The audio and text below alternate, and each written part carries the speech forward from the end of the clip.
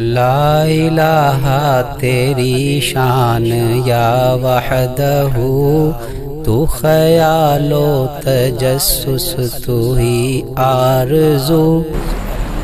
اعوذ باللہ من الشیطان الرجیم، بسم اللہ الرحمن الرحیم۔ والفجر ولیال عشر، یہ اللہ تعالیٰ نے سورہ فجر میں 10 راتوں کی قسم کھائی ہے۔ مفسرین فرماتے ہیں کہ یہ 10 راتیں جو ہیں یہ ذی الحجہ کی 10 راتیں ہیں۔ چاند نظر آئے گا تو اس کے بعد جو پہلی رات ہوگی وہ پہلی رات شمار ہوگی۔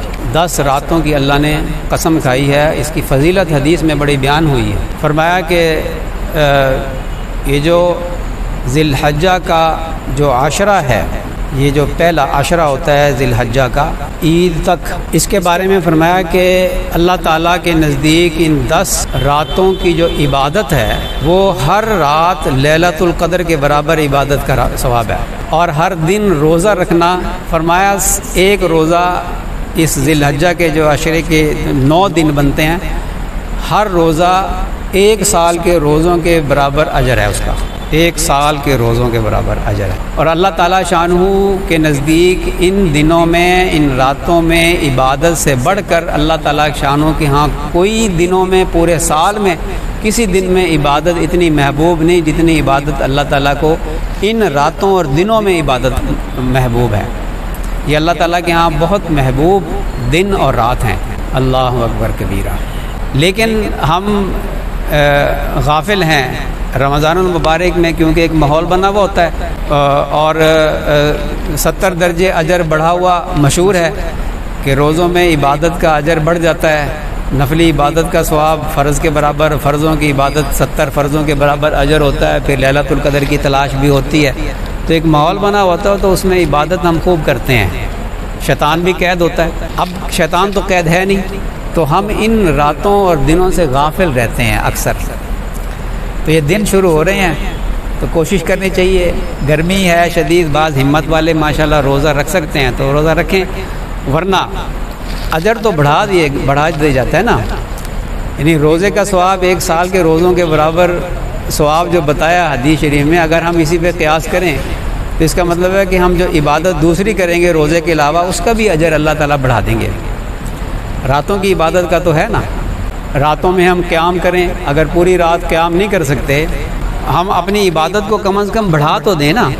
پہلے تلاوت کرتے ہیں، اگر ہم پہلے 1 پاؤ پڑھتے ہیں تو اب ہم ان دنوں میں ان راتوں کے اندر ہم آدھا سپارہ کر دیں۔ 1 سپارہ نہیں کر سکتے تو آدھا سپارہ تو کر ہی دیں، ڈبل تو کر دیں نا، جتنا ہمارا معمول ہے اس سے ہم ڈبل کر دیں۔ ہم نوافل پڑھتے ہیں، عام دنوں کے اندر اگر ہم 2 رکعت یا 4 رکعت پڑھتے ہیں تو ان راتوں میں ہم نوافل کو ڈبل کر دیں، 4 پڑھتے تھے تو 8 کر دیں۔ تو اب عبادت کو بڑھا دیں اور دعاؤں کا اہتمام کریں اور صدقے کا اہتمام کریں، صدقے کا بھی اجر بڑھ جائے گا، اور صدقہ بلاؤں کو دور کر دیتا ہے۔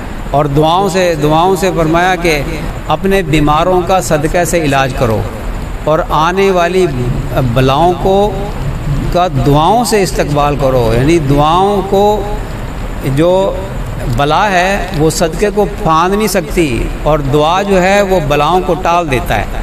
آنے والی جو بلائیں ہیں نا، دعاؤں کے اندر اتنی تاثیر ہے کہ حدیث شریف میں ہے کہ دعا سے تقدیر بھی بدل جاتی ہے۔ تو تقدیر معلق ہے، اللہ تعالیٰ شانہ اس کو دعاؤں کے ساتھ جوڑا ہوتا ہے اللہ نے، کہ یہ شخص دعا مانگے گا تو ہم فلاں بلا کو دور کر دیں گے اس سے، اگر دعا نہیں مانگے گا تو وہ بلا آئے گی اس کے اوپر۔ تو دعاؤں کا اہتمام کرنا چاہیے اور خوب اللہ سے مانگنا چاہیے۔ اور آپ نے کبھی غور کیا کہ دعائیں ایسی عبادت ہے کہ بندہ اپنے آپ کو اللہ کے بہت قریب سمجھتا ہے جب اس سے باتیں کر رہا ہوتا ہے، اور جس دعا کے اندر غفلت ہوتی ہے وہ تو اللہ قبول ہی نہیں فرماتا۔ تو خوب توجہ اور دھیان کے ساتھ اللہ تعالیٰ شانوں سے ہم دعائیں مانگیں۔ ہماری دعائیں مانگنے میں کمی ہوتی ہے، تبھی تو ہم وظیفے پوچھ رہے ہوتے ہیں تو کوئی وظیفہ بتائیں جی، دعا سے بڑھ کے کیا وظیفہ ہوگا؟ کبھی اللہ تعالیٰ شانوں سے ہم نے مانگا ہی نہیں کہ ہمیں بتا دیں جی فلانی ہم آیت کو ہم کتنی دفعہ پڑھیں۔ سب سے بڑا وظیفہ جو ہے، جب کوئی پریشانی آئے تو سب سے بڑا وظیفہ یہ ہے کہ 2 رکعت صلاۃ حاجت کی نیت سے پڑھ کے ہم دعائے حاجت پڑھیں، اور پھر اللہ تعالیٰ شانوں سے مانگیں. سب سے بڑی وظیفہ ہے یہ. اس طرف نہیں آئیں گے, ہم اس کو بڑا وظیفہ سمجھتے نہیں ہیں. ہم وظیفہ بڑا سمجھتے ہیں کہ ہمیں آپ کی آیت کریمہ 313 دفعہ بتائیں پھر ہے بڑا وظیفہ. صحابہ کرام رضی اللہ عنہم اجمعین جو ایک مرتبہ پڑھتے تھے اور ان کے مسئلے حل ہو جاتے تھے, اور آج جو ہے وہ ہم ہزاروں دفعہ پڑھ لیتے ہیں تو ہمارا مسئلہ حل نہیں ہو رہا ہوتا. کیا وجہ ہے؟ ہمارا یقین کمزور ہے, ہمارا ایمان کمزور ہے. اللہ سے مانگنا ہمیں آتا ہی نہیں. اور جب حالانکہ جو بندہ جس کے اوپر غم ہوتا ہے نا, پریشان ہوتا ہے, تو ایسے بندے کی تو دعا اللہ قبول فرماتا ہے. اَمَّن یُجِیبُ الْمُضْطَرَّ اِذَا دَعَاهُ, اللہ تعالیٰ مضطر کی دعا قبول فرماتا ہے. جس کا اضطراب ہے, پریشانی ہے, بل آ گیا بہت زیادہ, اور گھر والے کہہ رہے ہیں جی یہ بھی ختم ہے, آٹا بھی ختم ہے, اور سبزیاں بھی ختم ہیں, یہ بھی ختم, وہ بھی ختم, اور حساب بہادر کی تنخواہ بھی ختم. بل آ گیا جو ہے وہ تنخواہ سے بھی زیادہ. پریشان تو ہوتا ہے نا انسان. تو ایسے موقع پر جب دل پریشان ہوتا ہے نا, تو اس وقت کی دعا قبول ہوتی ہے. وہ ایک صاحب نے ایک بزرگ سے کہا کہ جی بڑی پریشانی ہے, آمدنی کم ہے, خرچے زیادہ ہیں, تو دعا فرما دیں. فرمانے لگے کہ جب تیری بیوی کہے نا کہ آٹا ختم ہے اور تیرے پاس پیسے ختم ہیں, تو اس وقت دعا مانگ کے اس وقت کی تیری دعا جو ہے میری دعا سے زیادہ مقبول ہوگی اللہ کے ہاں. اس لیے کہ اللہ تعالیٰ فرماتے ہیں اَمَّن یُجِیبُ الْمُضْطَرَّ اِذَا دَعَاهُ, اللہ تعالیٰ مضطر کی دعا قبول فرماتے ہیں. لیکن ہم غافل ہیں اس چیز سے. ہم اللہ تعالیٰ کی طرف رجوع نہیں کرتے. اللہ تعالیٰ کی طرف رجوع کریں, جب پریشانی ہو خوب اللہ کی طرف رجوع کریں, اور پھر جب خوشحالی آ جائے, پریشانی دور ہو جائے, تو بھی پھر اللہ کو بھولنا نہیں. اللہ تعالیٰ یہ دیکھتا ہے, آزماتا ہے میرے بندے کے اوپر. اللہ فرماتے ہیں میں نے بندے پہ یہ مصیبت تکلیف اس لیے ڈالی تھی کہ یہ میری طرف رجوع کرے. اب اس نے رجوع تو کر لیا ابھی تکلیف میں, لیکن جب میں نے اس کو خوشحالی دیا تو پھر یہ مجھ سے غافل ہو گیا.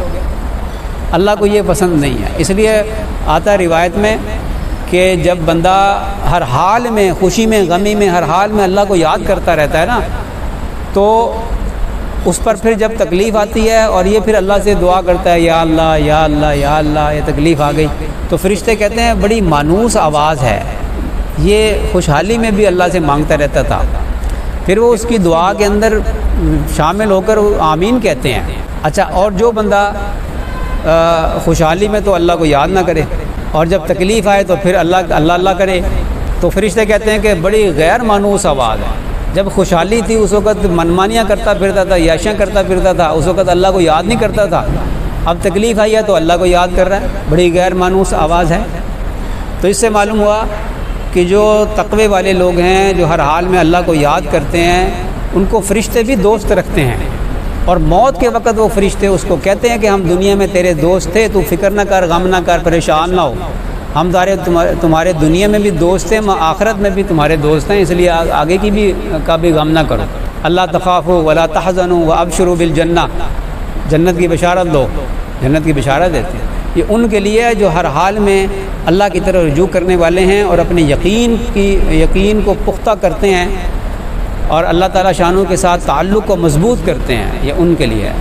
تو یہ موقع ہوتے ہیں. اب جو دن آ رہے ہیں, یہ امید ہے کہ اگر جمعے کو چاند نظر آ گیا تو 29 کا چاند ہوگا, جمعے کو اگر آ گیا تو یہ دن شروع ہو جائیں گے. اس کے بارے میں یہ بھی فرمایا کہ جو قربانی کرنے کا ارادہ رکھتا ہو تو اسے چاہیے کہ وہ چاند نظر آنے کے بعد قربانی کرنے تک ناخن نہ کاٹے اور بال نہ کاٹے. یہ حاجیوں کی مشابہت ہے در حقیقت. تو اور جس نے قربانی نہیں کرنی تو اگر وہ بھی کر لے گا, ان کی مشابہت اختیار کر لے گا, تو امید ہے کہ اللہ اس کو بھی اجر عطا فرمائیں گے.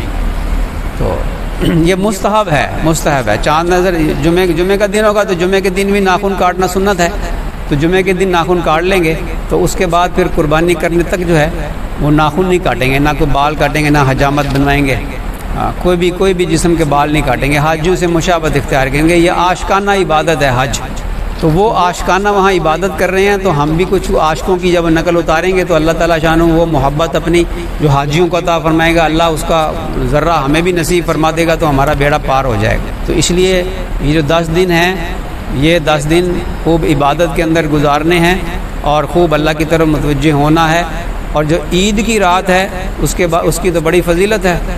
جو دونوں عیدوں کی راتوں کو جاگے گا تو قیامت کے دن جب سب لوگوں کے دل مر جائیں گے تو اس کا دل زندہ رہے گا جو ان 2 راتوں کے اندر عبادت کرتا ہے۔ تو اس لیے ان دنوں کے اندر عبادت کرنا، اللہ ہمت دے، اتنی سخت گرمی ہے لیکن اللہ تعالیٰ ہمت عطا فرمائے تو روزہ رکھیں، روزہ نہیں رکھ سکتے تو کم از کم جو ہے وہ راتوں کی عبادت اور دن کی عبادت اس کے اندر اضافہ ہم ضرور کر لیں۔